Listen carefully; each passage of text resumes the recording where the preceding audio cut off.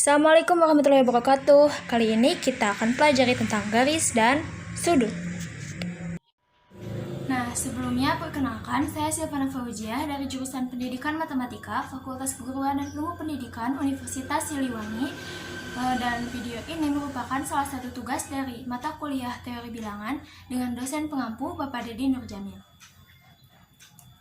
Nah, yang akan kita bahas di bab garis dan sudut ini adalah mengenai pertama, yaitu konsep titik, garis, dan bidang, lalu kedudukan dua garis, dan sudut, serta hubungan antar sudut. Nah, sebelum kita masuk ke dalam materi, saya ingin membagikan salah satu quotes dari Marcus du Sauton, yaitu "The power of mathematics is often to change one thing into another, to change geometry into language." Nah, artinya bahwa kekuatan dari matematika ini bisa mengubah satu hal menjadi hal yang lain, seperti halnya mengubah geometri menjadi bahasa. Nah, apa itu? Gimana tuh mengubah geometri menjadi bahasa? Nah, seperti yang akan kita bahas ini, yaitu tentang garis dan sudut. Kita tahu kan bentuk garis bagaimana, bentuk sudut bagaimana. Nah, di sini kita akan belajar tentang deskripsi atau definisi dari garis dan sudut itu tersendiri. Jadi, matematika ini bukan hanya kita tahu bentuknya, tapi kita juga belajar untuk mendefinisikan hal tersebut. Seperti halnya mengubah geometri menjadi bahasa. Nah, geometri kan misalnya bentuk-bentuk. Nah, kita selalu sebelum kita masuk ke materi, biasanya kita akan mempelajari definisi dari bangun itu tersendiri. Nah, yang pertama yang akan kita bahas adalah mengenai konsep titik, garis, dan bidang. Pertama adalah titik. Kita tahu kan kalau titik itu sebuah, gimana ya? Sebenarnya titik itu hanya ketika kita nulis di buku satu bulatan kecil atau disebut dengan noktah. Nah, itu adalah titik. Bisa dilihat di gambar, itu noktah. Titik adalah sesuatu yang tidak mempunyai bagian sama sekali, tidak berbentuk, dan tidak mempunyai ukuran. Nah, itu definisi dari titik. Nah, kenapa titik dikatakan tidak mempunyai bentuk? Karena sebenarnya kalau misal di sini bentuknya ada ya lingkaran, tapi sebenarnya titik itu kan kalau kita coret satu titik gitu di buku, itu kan nggak tentu kan bentuknya gimana, nggak tahu itu bentuknya persegi, nggak tahu bentuknya bulat, karena sebenarnya titik itu hanya satu bagian, maka di sini dikatakan juga titik itu tidak mempunyai bagian. Nah, gitu. Titik merupakan unsur terkecil dari geometri ini. Yang selanjutnya ada yang disebut dengan garis. Nah, garis adalah hubungan antara dua titik yang tidak berhimpit dan membentuk garis lurus. Nah, kalau misalkan garis itu dibentuk oleh minimal dua titik. Misal, ada satu titik di sini, dan satu titik lagi di sebelah sana. Nah, kita tarik garis lurus. Nah, itu disebut dengan garis. Tapi, di sini kan syarat dari garis itu adalah jika dibentuk dengan garis lurus. Kalau bengkok, ya itu bukan garis. Biasanya kalau garis itu lurus, garis lurus. Dan juga tidak berhimpit. Nah, kalau titiknya berhimpit kan kita gak mungkin bisa narik garisnya. Tuh. Yang selanjutnya adalah bidang. Bidang adalah garis yang dihubungkan antar ujungnya dan hanya tapak satu sisi atau dua dimensi. Jadi bidang itu, misal tadi kita punya satu garis. Nah, si ujung-ujung titiknya itu ketika digabungkan akan membentuk suatu bidang. Oke, yang selanjutnya ada garis. Nah, garis ini sebenarnya pendefinisiannya banyak. Yang pertama ada garis. Nah, kalau garis itu seperti lihat di gambar itu ada garis G. Jadi, garis itu ditarik tidak mempunyai ujung. Misalkan di sini ada titik A dan titik B. Nah, ketika kita tarik garis sampai manapun, itu akan membentuk suatu garis. Jadi garis itu tidak ada ujungnya dan tidak ada pangkalnya. Tuh. Nah, sedangkan yang kedua ada yang disebut sinar garis. Nah, sinar garis ini adalah perpanjangan dari titik ujungnya. Misal di sini pangkalnya adalah A. Nah, ada ujung B. Nah, si ujung B ini jika kita tarik lagi, nah itu akan membentuk sinar garis AB. Yang selanjutnya ada ruas garis AB. Nah, kalau misalkan di bidang, pada bidang, kan bidang itu misalkan persegi, terdiri dari 4 ruas garis, bukan garis, karena kalau garis kan ada kepanjangannya sampai sana terus. Jadi ujungnya gak tahu di mana, pangkalnya gak tahu di mana. Nah, kalau pada persegi atau pada segitiga kan si garisnya itu ujungnya itu titik ya. Jadi kalau udah sampai titik itu akan membentuk segitiga kan. Nah, itu yang disebut dengan ruas garis. Jadi kalian harus bisa membedakan mana garis, mana sinar garis, dan juga mana ruas garis. Selanjutnya ada kedudukan garis.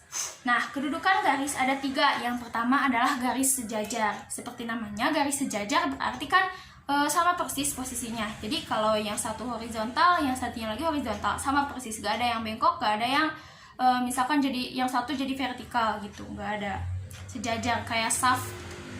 Yang kedua ada garis perpotongan. Garis perpotongan adalah garis di mana saling memotong. Nah, kita lihat di sini kan ada titik di tengah-tengah. Nah, itu disebut dengan perpotongan garis tersebut. Jadi garis memotong itu ya kayak misalkan pisau lagi motong wortel. Nah, kan nanti si wortelnya itu belah ya. Nah, titik di mana wortelnya belah itu disebut dengan titik perpotongan gitu. Yang terakhir ada garis berimpit. Nah, kalau garis berimpit, namanya juga berimpit kan, pasti jadi menyatu gitu. Jadi garis berimpit itu si garis, misal di sini contoh garis M dan garis N itu berada pada satu garis karena mereka bergabung gitu, karena berhimpitan gitu. Oke, yang selanjutnya ada pengertian sudut. Nah, tadi kita udah belajar tentang garis, sekarang kita belajar tentang sudut. Sudut merupakan hal yang dibentuk oleh pertemuan antara 2 buah sinar ataupun 2 garis lurus. Nah, tadi kita udah bahas kan, apa itu sinar garis dan apa itu garis.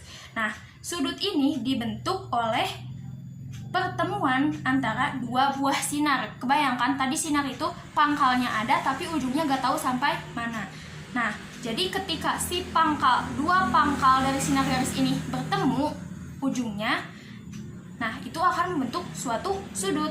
Nah, di sini juga dikatakan sudut dapat diartikan sebagai sebuah daerah yang terbentuk karena adanya 2 buah sinar garis yang titik pangkalnya saling bersekutu atau berhimpit. Nah, gitu kan.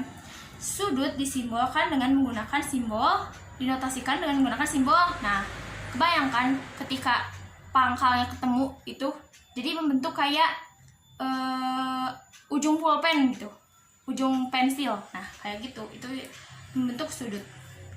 Nah, ada bagian-bagian sudut. Yang pertama ada kaki sudut, yaitu garis sinar yang membentuk sudut tersebut. Nah, kita lihat di gambar. Kaki sudut adalah si titik ujung masing-masing sinar garis tersebut, yaitu di sini ada A dan C. Yang kedua ada titik sudut, yaitu titik pangkal tempat berhimpitnya garis sinar, yaitu garis pertemuan, titik pertemuan yang tadi di sini dikatakan B. Nah, yang terakhir ada daerah sudut atau ruang yang terdapat di antara 2 kaki sudut. Nah, yaitu yang ada di daerah yang berhimpitan tersebut. Nah, itu untuk bagian-bagian sudut. Yang selanjutnya ada jenis-jenis sudut. Yang pertama ada sudut siku-siku, yaitu sudut yang besarnya 90 derajat, seperti kita ketika jadi berbentuk L gitu kalau sudut siku-siku. Yang kedua sudut lancip, yaitu sudut yang besarnya kurang dari 90 derajat, jadi tajam gitu kan. Namanya juga lancip, kayak pulpen kalau habis diserutin. Nah, itu sudut lancip. Yang ketiga ada sudut tumpul, yaitu sudut yang besarnya antara 90 derajat dan 180 derajat. Kayak pulpen, kayak pensil juga. Nah, kalau belum diserutin jadi tumpul gitu kayaknya, katanya. Jadi kalau tumpul itu si ujungnya itu gak tajam. Cara membedakannya dengan sudut lancip. Yang selanjutnya ada sudut lurus, yaitu sudut yang besarnya 180 derajat. Nah, sudut lurus itu jadi membentuk garis gitu, gak ada sudutnya, gak ada yang mencos-mencosnya. Yang kelima yaitu sudut refleks. sudut yang besarnya kurang dari 180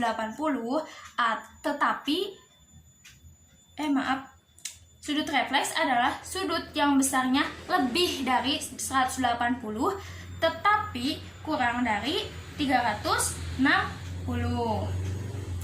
Nah, jadi sudut refleks itu sudut yang lurus tapi dibengkokin lagi gitu. Kayak lihat di gambar. Jadi tadinya tuh lurus tapi ditambahin lagi gitu. Tapi kurang dari 360 karena kalau 360 jadi membentuk suatu lingkaran. Nah, ada juga jenis sudut lainnya. Yang pertama ada sudut berpelurus. Nah, kita lihat di gambar. Jadi sudut berpelurus ini jumlah dua sudut yang saling berpelurus atau bersuplemen yaitu 180. Jadi misalkan sudut pelurus itu tadinya itu 180. Nah, dibagi dua.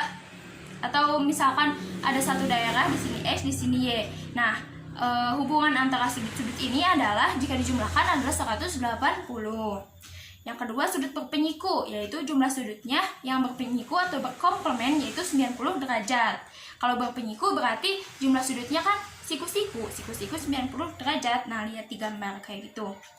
Yang terakhir ada sudut bertolak belakang, yaitu bila dua garis berpotongan, maka dua sudut yang letaknya saling membelakangi titik potongnya akan membentuk sudut yang bertolak belakang. Misal 1 dan 3 kita lihat di gambar, dan juga 2 dan 4. Jadi yang saling membelakangi itu besar sudutnya sama. Nah, yang terakhir di sini ada hubungan antar sudut.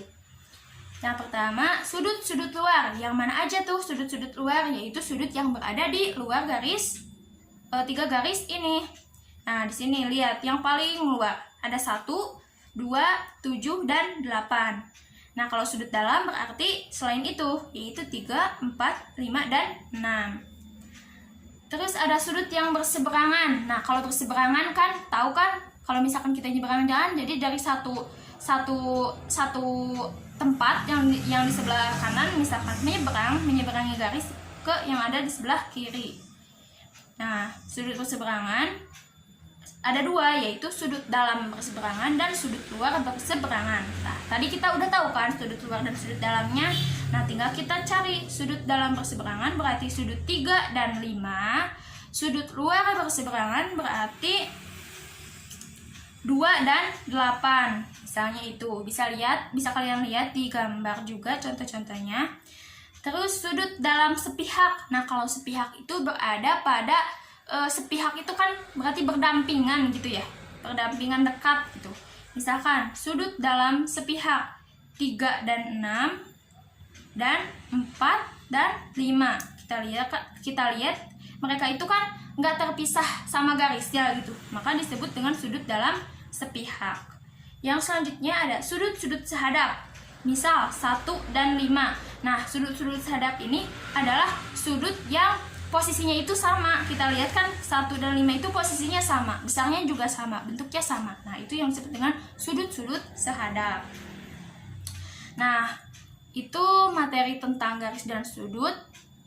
Dan sekarang kita coba latihan soalnya. Nih, di sini ada gambar jajar genjang. Nilai X adalah, kita lihat. Nah, nilai X ini kan ada di sisi yang ini. 2x derajat ditambah 5. Berarti kan sama dengan yang sudut 135 derajat. Nah, jadi bisa kita bentuk persamaan, yaitu 2x derajat ditambah 5 sama dengan 135 derajat. Nah, kita operasikan sehingga menghasilkan x derajat sama dengan 65 derajat. Jadi jawabannya yang C. Sebenarnya yang 3y derajat ini cuma punya cowok aja tuh, karena kan yang ditanyakannya cuma nilai X. Nah, begitu teman-teman. Mungkin cukup sekian materi dari saya tentang garis dan sudut ini. Untuk kesalahan dan kekurangannya mohon maaf yang sebesar-besarnya. Mungkin semoga video ini bermanfaat untuk teman-teman semua. Terima kasih atas perhatiannya. Assalamualaikum warahmatullahi wabarakatuh.